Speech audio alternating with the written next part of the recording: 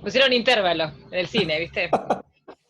Bueno, quedó esto, ¿no? Igual, la verdad que no es verdad que corta la idea a veces, pero no difiere tanto de, vamos a ver que el Jitsi luego, que era la idea, ¿no? Que utilizar el Jitsi, estuvimos con Rafa y con Eugenia, estuvimos toda la semana como tratando de cómo grabar, cómo subirlo, después subirlo a YouTube, porque lo ponen en un Dropbox, bueno, hay que abrir una cuenta.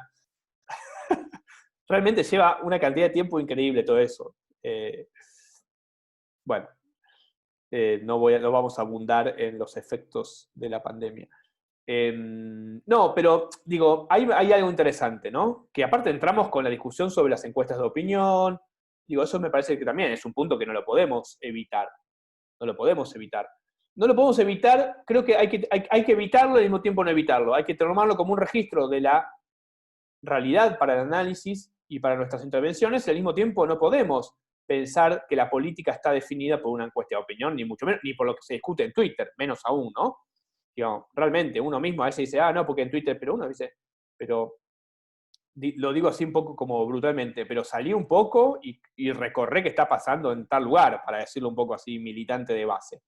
Digo, ¿no? Sí, pero Sí. lo que pasa en Twitter a veces es muy trascendental también. No sé, uno por ahí dice, alejate un poco de redes sociales y mira lo que pasa en la base. Pero no hay que dejarlo de lado tampoco, porque muchas veces la influencia de las redes sociales influyen también en las elecciones. No, por eso lo decía totalmente, estoy totalmente de acuerdo con María, lo digo, por eso digo, hay que estar ahí. Vamos a decir, como diría Marx, condiciona pero no determina, ¿no? La red social condiciona pero no, que Marx decía de la economía, condiciona, no determina el humor social total, porque además también ya está estudiado en algunos trabajos de que cómo se crean las nubes y los temas, ¿no? Dentro de Twitter. Pero es cierto lo que decís vos, yo estoy de acuerdo.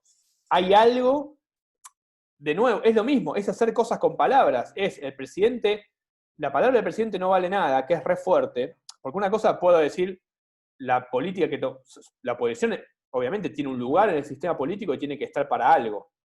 Bueno, esta oposición a veces parecería como contribuir muy poco, ¿no? Después le vamos a subir, no lo subí porque no andaba el sistema, hay un reportaje que está bueno para ver algunas ideas. El personaje a mí me parece un poco chanta, pero lo digo así, es mi opinión, Monzó, pero que es un tipo que algunas cosas pueden ser interesantes, un reportaje que hizo Página 12 y lo que él está diciendo sobre la coalición Cambiemos. Ahora después lo vamos a subir como material de recomendación al aula virtual cuando funcione. Pero efectivamente, porque cuando Bolsonaro dice, Joe Biden, si gana Biden, Bolsonaro, no, perdón, Trump, no, Fernando Iglesias.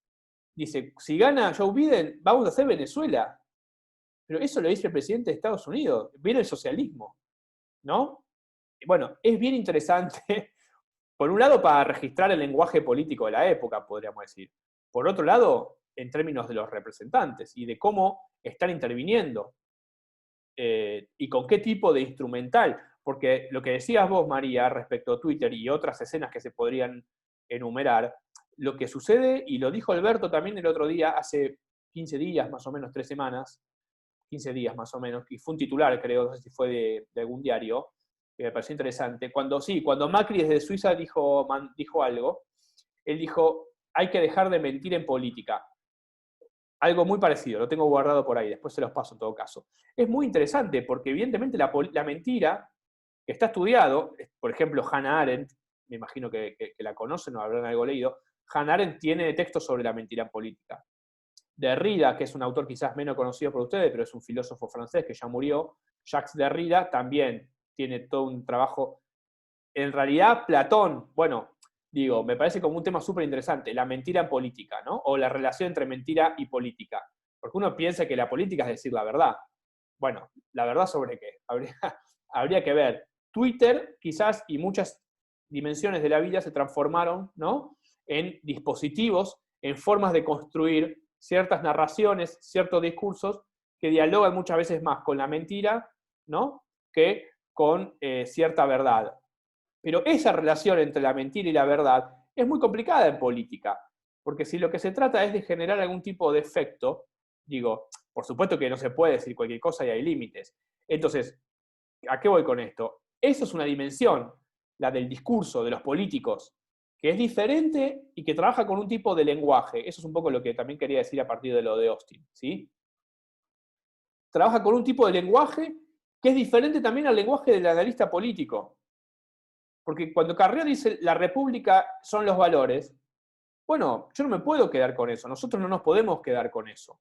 En el sentido conceptual, en todo caso, si la queremos criticar, nuestro trabajo me parece más serio, más metódico. Bueno, incluso hacer el ejercicio de escribir 2, 3 páginas y decir, bueno, el concepto de república tiene que ver realmente con esto, tiene que ver con cómo lo está usando Carrió, o tiene que ver más bien con un clima de época que tiene que ver con Twitter, con que se puede a veces decir cualquier cosa. En fin, digo, con una serie de elementos que podríamos seguir conversando, que es súper interesante esa discusión, porque tiene que ver con cómo hacemos cosas con palabras. ¿Qué quiere decir que hacemos cosas con palabras? Que las palabras y los lenguajes que utilizamos en la política, pero también en la ciencia política y en el análisis politológico y en la investigación, tienen efectos. Nosotros hacemos cosas con eso, ¿no? Es más complejo y más amplio lo que dice Austin, pero esto es una parte de lo que él dice, lo que yo les estoy comentando. Hay efectos de lo que decimos. Decir que la palabra del presidente no vale nada es muy fuerte. Por supuesto que si el presidente tiene legitimidad, también ese dicho puede quedar en el vacío, ¿no? En fin, puede quedar, digamos, más bien como muy sectorizado. Como decía Andrea, de ese 41%, ¿quién quiere realmente tomar esa idea? Capaz que es un 15%, capaz que es un 20%, capaz que es mucho menos. ¿Quiénes son los sectores, en fin, que están construyendo, vamos a decir así, su identidad, su legitimidad, su posición política en el espacio público a partir de ese instrumental? Yo creo que no les va a ir muy bien, ¿no? A mí me parece que en este contexto eso, digamos, atenta bastante contra, bueno, una productividad política, que son las tensiones que se están viendo adentro de Juntos por el Cambio. Bueno, un poco también para hacer un poquito de análisis de coyuntura, pero eso que vemos como muchas veces, ¿no? Una disputa contra el presidente es en realidad, puede ser leído, esto es como una sugerencia de lectura, más bien como un ruido dentro del frente de la coalición Cambiemos, ¿sí? Que perdió hace muy poco las elecciones y que está quizás tratando de ver cómo se para frente a un escenario por venir. Vamos a decir así, más al centro o más a la derecha. Más centrípeto o más centrífugo, diría Sartori, un autor que algunos ya vieron y otros ya van a ver, ¿no? ¿Dónde está hoy la construcción de la representación? ¿Más al centro o más hacia afuera? Bueno, son todas discusiones que están. Si uno lee los diarios y lee no solamente los diarios, sino gente que está escribiendo, en fin. Me parece que un poco la discusión está por ahí, ¿no? Otro capítulo son los análisis de medios, ¿no? Y Twitter, y eso que constituiría, lo van a ver con Martín, lo van a ver con Martín Vicente, constituiría toda una dimensión de cómo se construye la opinión pública en términos de dispositivos comunicacionales. Ojo con eso también, porque esa es una lectura, voy a dar mi opinión, una excesiva lectura que amplifica la cuestión mediática, como hizo el kirchnerismo mucho tiempo y se equivocó para mí, que es pensar que la política también está concentrada en los medios de comunicación y que los medios de comunicación definen todo. Si los medios de comunicación definen las elecciones, Macri debería haber ganado, no perdido. Porque si lo miramos desde esa lectura, que es una mirada muy de la ciencia de la comunicación, yo trato de correrme de eso, y no lo digo, tiene elementos que pueden aportar, pero hay que tratar de correrse de eso. Yo creo que las politólogas y los politólogos tenemos mejores herramientas que, no quiero acá desprestigiar ninguna carrera ni ninguna elección personal, pero tenemos herramientas de análisis mejores, mejor construidas que decir, digamos, la oposición mediática. Con eso no nos quedamos en nada, más que una mera descripción de la lectura de los diarios del fin de semana.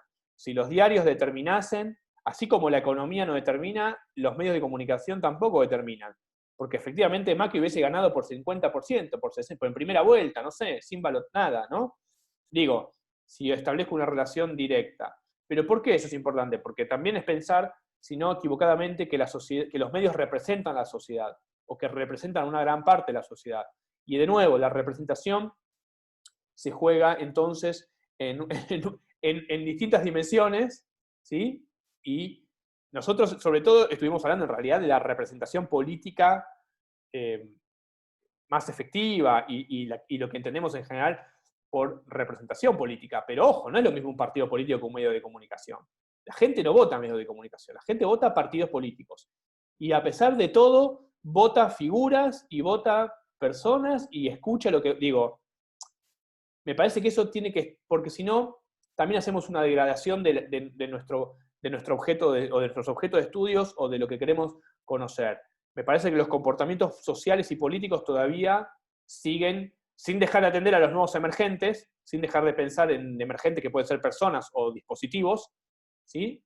Me parece que todavía seguimos pensando y funciona la sociedad en los modos en que los describiría o analizaría Torre y Salas Oroño, ¿no?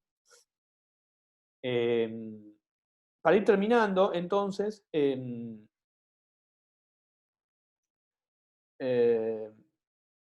una última cuestión, ¿no? Bueno, ya en parte lo dijimos, ¿no? Cómo se usan las palabras en los contextos, pero hay algo que está bueno que ya hice también sobre el final, es que no necesitamos una única definición ajustada, va a decir, ¿no? No necesitamos una única definición como si nos quedásemos tranquilos o si eso bastase para entender, en este caso, la idea de representación, ¿no? Sino tratar de comprender los distintos significados en distintos contextos. Bueno, un poco ya lo dijimos, ¿no? Pero si vamos a hacer un análisis comparado, efectivamente tenemos que atender a esa cuestión, que es que en distintos contextos pueden ser periodos históricos, lo voy a decir así un poco brutal, porque siempre es mucho más ajustado eso, pueden ser periodos históricos, pero también pueden ser contextos culturales, políticos, lingüísticos diferentes.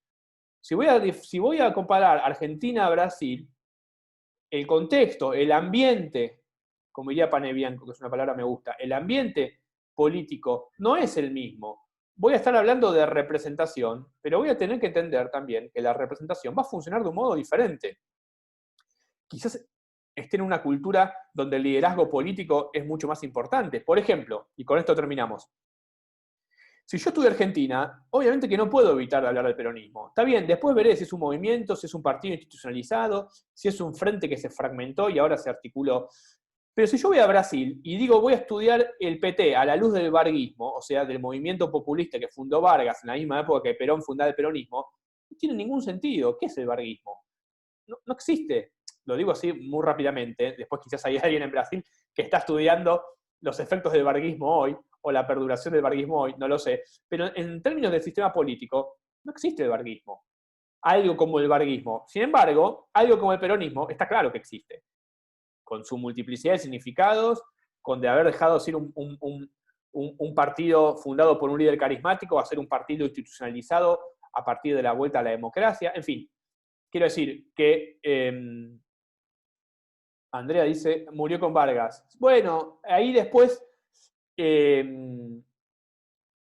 sí, un poco sí, no soy un conocedor, habría que llamarlo Amílcar, pero no soy un conocedor estricto, pero bueno, algunos funcionarios, Kubitschek fue funcionario, por ejemplo, de Vargas. Desarrollista. Claro, de lo que después fue el exacto, de lo que después Sí, fue yo hice Panamericana, hice un trabajo sobre justamente el populismo en Brasil con la época de Getúlio Vargas. Ah, bueno, vos ahí ya sabes mejor que nosotros, entonces. Sí, la forma en la cual lo contaron los historiadores que nos pasó el profe, los autores, o sea, fue una forma así como mística de cómo se quita la vida, ¿no? Agobiado por tantas presiones de tantos sectores, el hombre toma esa drástica decisión, sumido también por la cantidad de años que tenía, las pocas funciones que ya tenía en sí, así que bueno, toma esa drástica decisión, o sea, termina los problemas, termina con él, y bueno, obviamente que la gente, ese momento lo toma como toma cuenta de la dimensión que tenía el hombre, ¿no? Que él realmente le dio esos derechos a los trabajadores, ¿no? Y es como que la figura se torna mítica, por un tiempo. Sí, sí, eso es un poco así, ¿no? Cuando una figura de trascendencias políticas de ese modo decide quitarse la vida, que siempre son razones insondables, digamos, ¿no? Nunca no sabemos por qué. Lo que queda claro quizás en ese punto es que la figura del líder y el carisma están ligados. Cuando la figura desaparece también esa mística, como decías vos, y ese carisma que no ha podido ser, como dice Weber y como decimos, institucionalizado, ¿no? El carisma no ha podido ser rutinizado, ¿no? Pasa muchas veces cuando un liderazgo, ¿no? Que está fundado en términos carismáticos, luego ante la desaparición de esa persona queda un cierto vacío porque no se ha rutinizado, no se ha institucionalizado ese carisma, ¿no? En el caso del peronismo, eso de hecho fue diferente. El peronismo trasciende a la vida de Perón. Perón termina muriendo, pero sin embargo existe algo que llamamos peronismo. Es bien interesante, porque es un análisis muy de los imaginarios políticos, pero también de los partidos políticos y cómo las sociedades procesan esos elementos cambiantes. Quiero decir, muere el líder fundador que lo había fundado a partir de su carisma, es decir, que el movimiento era indisociable del propio carisma que portaba Perón en ese momento. No solamente estuvo exiliado 18 años, sino que después volvió y murió, y sin embargo seguimos hablando de peronismo. Bueno, siempre terminamos hablando de peronismo, pero digo porque es un fenómeno que en ese sentido es estudiado, porque también, bueno, el gaullismo, ¿no? De Gaulle en Francia. Bueno, ¿qué hay de gaullismo? Y habría que ver qué queda, ¿no? Del Partido Republicano. En general, más bien son experiencias, ¿no? Que finalizan cuando finaliza muchas veces la vida, por ejemplo, en este caso, ¿no? O se retira, en general con la muerte, ¿no? Del líder. El peronismo ahí tuvo otra vuelta, ¿no? Porque pudo institucionalizarse, como eso lo analiza Mustapik en un texto sobre el partido justicialista, ¿no? De movimiento a partido. Bueno, ese movimiento también histórico, ¿no? Bueno, listo. Ya hablamos un montón por hoy. Traten de leer todo. Mañana recuerden que tienen el práctico con Eugenia. Van a ver el texto de Sara Soronio. Enzo y Candela los van a estar acompañando. Creo que van a decir algunas cositas también, van a hacer algún aporte. Así que está bueno en el sentido de esa participación. Las clases se están grabando, así que van a quedar subidas como hicimos la otra vez. Obviamente siempre les voy avisando, pero la idea es que podamos trabajar con Jitsi porque no se corta y porque también además tiene datos, o sea, no consumen ustedes datos.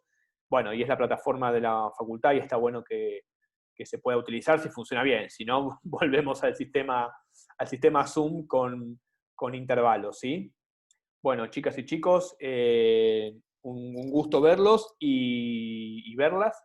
Traten de leer, como siempre le decimos, traten de leer, traten de poner en perspectiva estos tres textos, quizás el de Pitkin pivoteando, ¿no? Tiene otras cuestiones, siempre más finas y algunas un poco más difíciles, así que también si tienen luego preguntas ya nos vemos, ya nos vamos a ver con el inicio de la unidad 3, ¿sí? Con el tema sobre otras formas de representación. Por supuesto, las dudas que haya las evacuamos y las conversamos por el aula virtual, ¿sí? Bueno, suerte mañana en la clase y en las materias otras que me imagino van a estar a full cursando todo. Después subo la clase, ¿sí? Perfecto. Bueno, adiós. Gracias. Chao, gracias. Chau, chau. Chao, nos vemos. Nos vemos, chau Enzo, chau Candela.